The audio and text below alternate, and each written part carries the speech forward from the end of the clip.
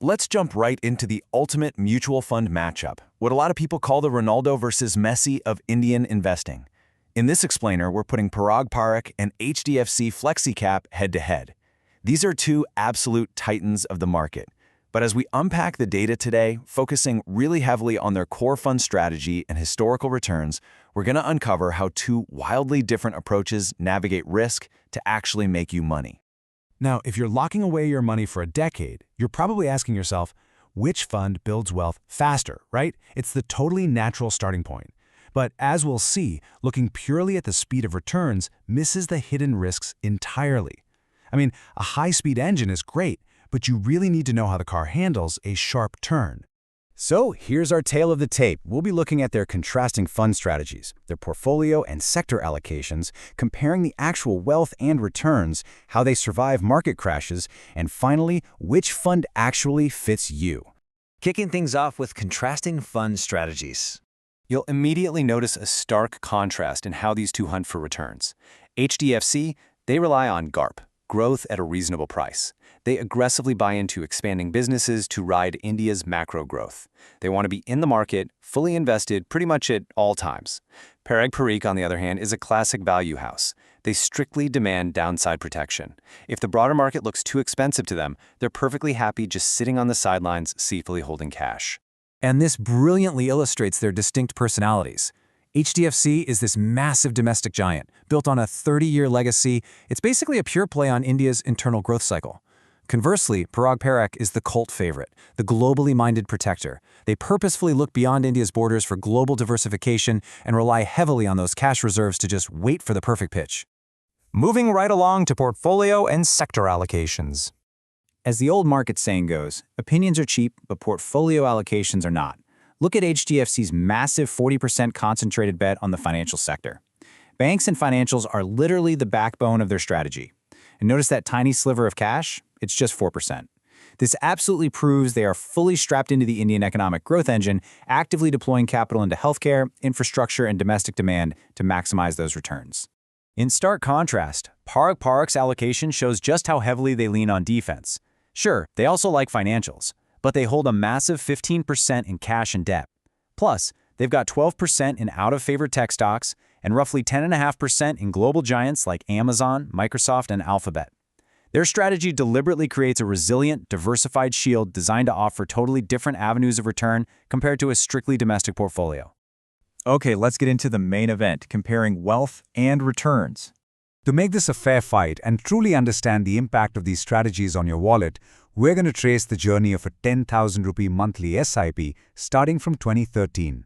We picked 2013 because that's when the direct growth options for both of these funds became available, which gives us a perfect apples-to-apples timeline. Through sheer aggressive domestic growth, heavily betting on the Indian economy and staying virtually fully invested the entire time, HDFC turned those monthly contributions into an absolutely staggering 67 lakhs. Their strategy of staying fully deployed paid off massively in a rising market. Now, Parikh, weighed down slightly by its conservative cash pile and global hedges, which, inherently drag a bit during a pure Indian bull market, still delivered a highly impressive 52 lakhs over the exact same period. It's lower, for sure, but you really have to remember this wealth was generated with significantly less volatility along the way. But hey, before you run out and chase past performance based on those huge numbers, listen to this sobering reality check. This is from Parikh's own CIO, Rajiv Thakkar, reminding us that as funds get larger and market conditions evolve, those explosive 18 to 19% returns simply aren't sustainable forever. The core strategy? That stays exactly the same, but the overall return expectations for FlexiCaps just need to be managed down a bit in the coming decade. Which brings us to surviving market crashes. These capture ratios build a perfect picture of risk. Downside capture just measures how much of the market's pain you feel when things drop. Parikh has an incredibly low score of 46, meaning if the broader market drops 10%, they historically might only drop 4.6%. Their downside protection is genuinely elite. HDFC, on the other hand, has an upside score of 116, meaning they capture more than 100% of a market rally. But because of that aggressive strategy, they're going to feel the sting a lot more when the market inevitably falls. We saw this exact dynamic play out during that massive March correction. Facing the exact same rough market conditions, their strategies dictated totally different responses.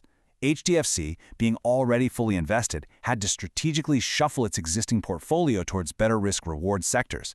Meanwhile, Parikh, who had been patiently sitting on roughly 20% cash leading up to the event, finally unleashed those reserves to aggressively buy high-quality assets at a steep discount, just two completely different paths to generating future returns. So, on to the final question. Which fund fits you? HDFC is your clear winner if you want an aggressive, fully invested engine. This fund is literally for the investor who wants to bet entirely on India's expanding economy. If you want to chase maximum domestic returns and you're perfectly comfortable stomaching higher volatility along the way, HDFC's GARP strategy is built exactly for you. On the flip side, Parag is perfectly tailored for the more conservative investor.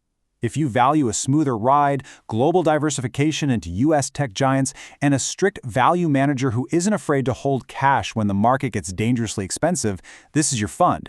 You might sacrifice a bit of top-end speed, but you're going to sleep much better at night. But here is the ultimate twist in this comparison. You might think these funds are way too big to be that different, but the portfolio overlap between these two giants is currently only 33%. That means they are investing in vastly different companies. So the crucial point is this. With such vastly different strategies and minimal overlap, why choose just one when you could theoretically hold both?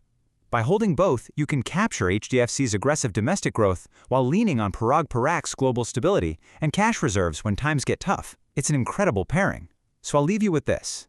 Knowing exactly how they operate, which risk profile will you trust with your long-term wealth?